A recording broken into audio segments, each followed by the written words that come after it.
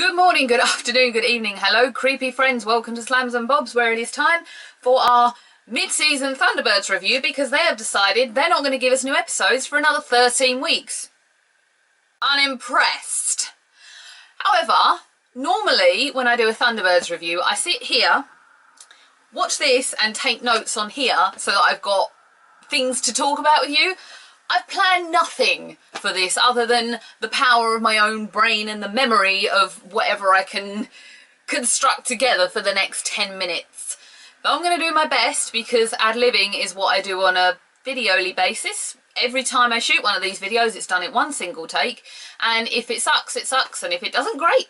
So I'm going to start with the beginning when I did the preview video for this back in about April or the end of March. It might have been the tail end of March. Now, it's safe to say that was a very, very negative preview, to say the least. I'm not going to sit here and say that I regret saying any of those things because I think from the outset, for all of us, it didn't look good. You know, Jeff Tracy was missing, Tintin was called KO, various things were different, and I think for the latter of it, we were all sitting there going, this is going to suck, this is just... We all thought it was probably going to be like the movie from '04, but we were all pleasantly surprised in that big hour-long first episode. We kind of all sat there and went, oh, it's palatable. We can watch this. We can enjoy this. Yay!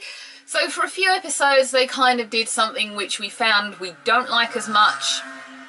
There's basically some chavs out there on motorbikes. I'm really sorry. Which is where I'm going to say 2 of the 4 because John is in every episode religiously, as he has to be. I'll get on to John in a minute. So in the first episode, it was all systems go very, very quickly. We had danger, we had rescues, we had so much leading us going, oh, wow, everyone's involved. We loved that. And then after that, the episodes kind of went a little bit down in some ways because they would feature, as I said, just 1 or 2 brothers. In a way, it's a good thing because it's highlighting each brother individually and giving them a chance to shine. And I have to appreciate that, especially in the earlier episodes, like episodes probably about 1 to 5 or 1 to 6. They're just trying to establish you each brother and show you what their craft is capable of. And this kind of, I think it's safe to say that we all enjoy it when as many brothers as possible are in rescues. They did not just restart the whole series. It basically carried on from where the other one left off to a point. Alright, Jeff Tracy is missing, Carano is missing, the Hood doesn't have an accent, KO doesn't have an accent, Hood isn't in his robes, he's in a suit, and he sounds a lot like John Hurt. But we can take all those things and let it be modernised. Also, big problem, the Hood doesn't have his power anymore. I can't, no, I don't like the idea that he doesn't have the power. I can see why they've done that, because maybe it is a little bit far out for what Gerry Anderson was going for. However, Marina in Stingray, and I know what I said, I still haven't seen Stingray all the way through, but I know enough of it. Marina could breathe underwater but couldn't talk. So we're not immune to Gerry Anderson's characters having powers per se. I think some of the highlight episodes thus far have probably been Fire Flash, of course, Tunnels of Time, Skyhook.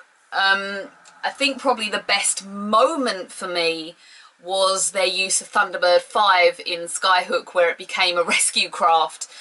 And I think we all just kind of sat there and went, oh, that's ingenious! And it really was ingenious. Gerry Anderson had never done that, and we all know why. I'm not going to repeat myself on that, but that was just something unthought of. I think even for us who are the old school fans, we weren't expecting that. So it's cool really to see that, and my battery is empty. Stuff like newer technologies, newer gadgets, newer podcrafts to a point goes without saying. That's a basic point that we knew was going to happen. Obviously the Tracy house looks different as well. All things we knew were coming, so not really worth going over the old ground there. I don't think it was an obvious thing to happen. And I welcome that. My favourite thing, I think, is the wrist gadget, where they can actually respond to their crafts and do things on their crafts via the wrist. And I also love the way they've changed Thunderbird 5 around and made it, I think, more realistic.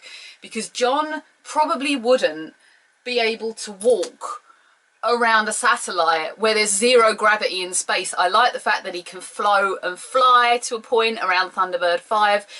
I find that really enjoyable, or maybe I'm just biased because I kind of fell in love more with Thunderbird 5 and John in this series than I ever did in the original. Probably one of the low points for me is Ned Tedford. And I know a lot of you like Ned Tedford, but it's not my thing, I don't think. I think the repetition of him maybe is slightly annoying. However, when you look at it, probably Gerry Anderson used a lot of the same puppets with different hair and different clothes a lot of the time when doing different rescues, so maybe I can forgive Ned Tedford a little bit. Grandma Tracy in a onesie. I can't stand that blooming onesie. That just aggravates me to no end. Brains is highly disliked, I think. I mean, do tell me. I'm always, as I said, open. Tell me on Twitter now, but I think Brains and the voice of Brains and Max hasn't been done right. They're editing the stammer out of Brains, as we've discussed, which I don't like. I don't like the new version of Brains. I don't feel the voice suits, and it's not about the nationality of his voice whatsoever. I know I got accused of this. Can't identify with it. And not a lot of fans can. I have connected and talked to other fans, and a lot of other people have said we just don't like it either. So it's not just me and me being biased in any way. It seems to be a joint opinion of almost every fan. Carrying on with positives versus negatives, they've obviously done live sets and animation. And as I said, I did not realise they were live sets until Tunnels of Time. Negatives, the bloody dog with Penelope. Positive though, Parker.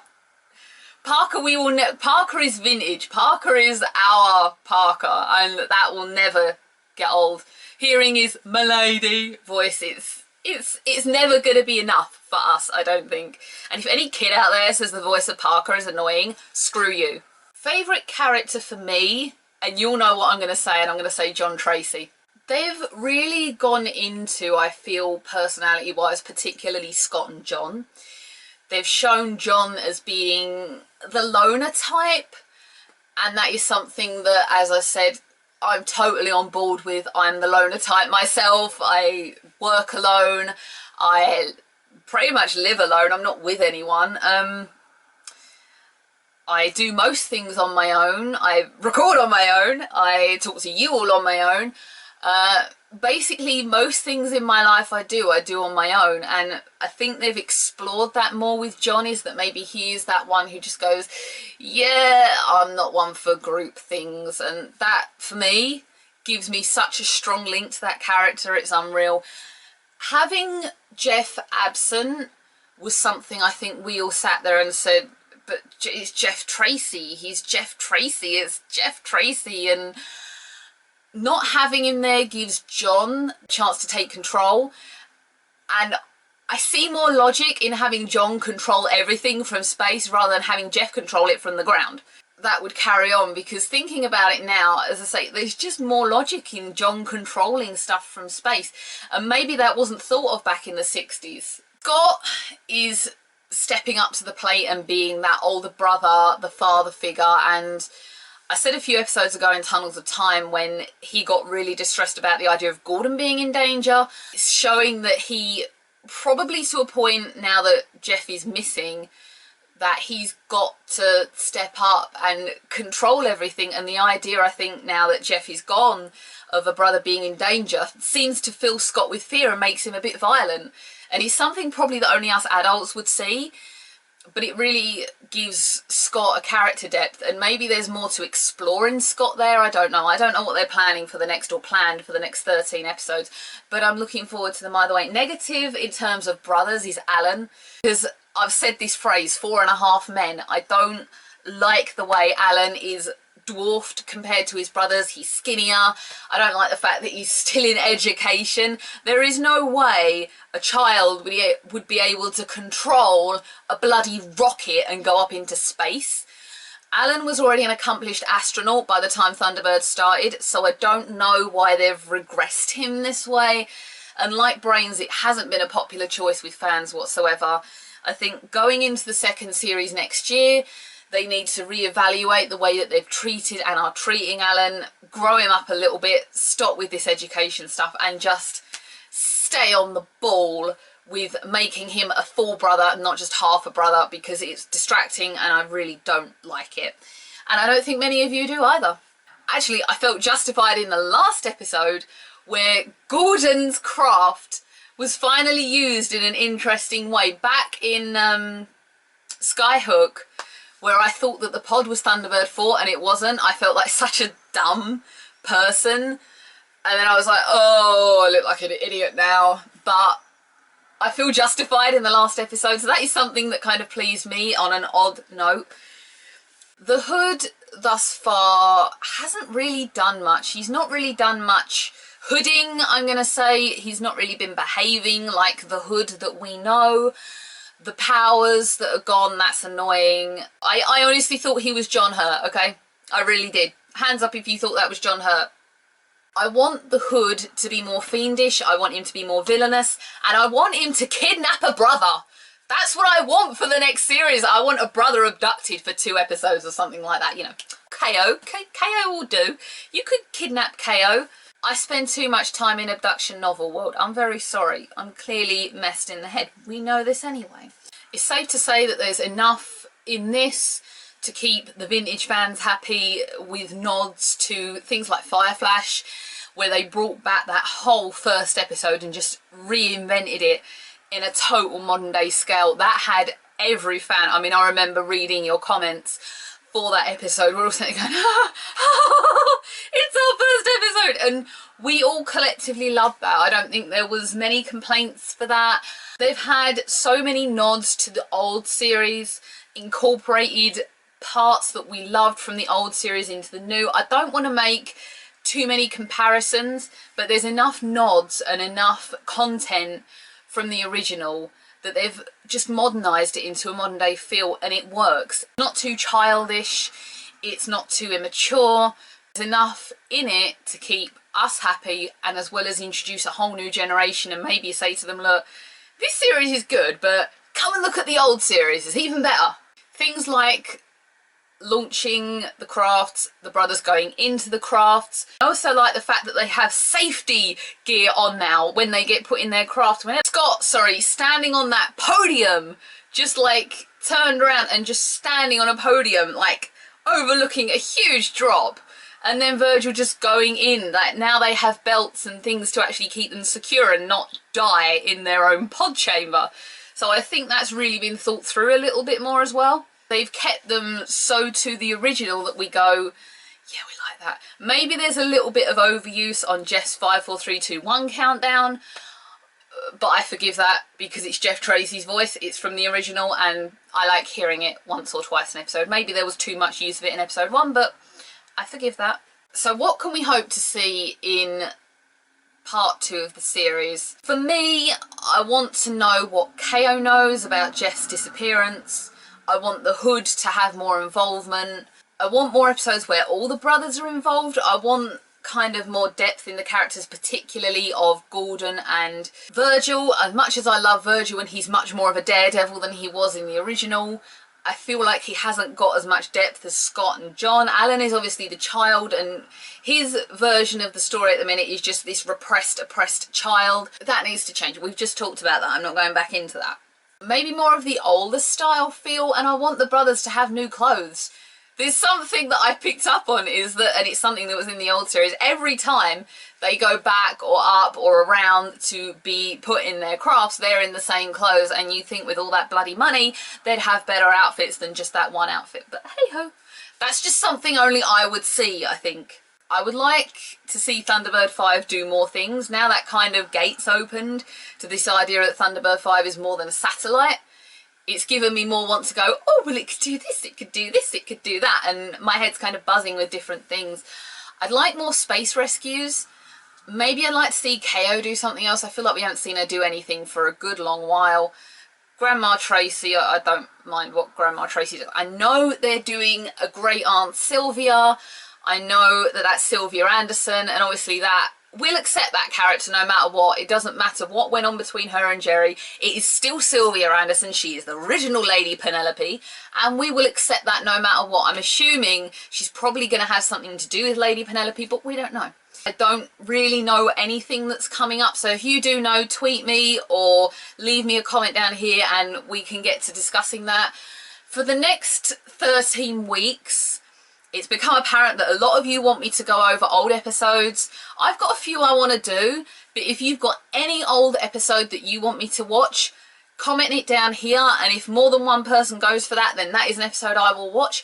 I really want to do 30-minute Moving Your Dead, which is, I think I've mentioned that one before. That's the one with Alan and Grandma on the bridge. I want to do that, but I also want to do the very first episodes because I've got a few funny things I want to talk about with that one too.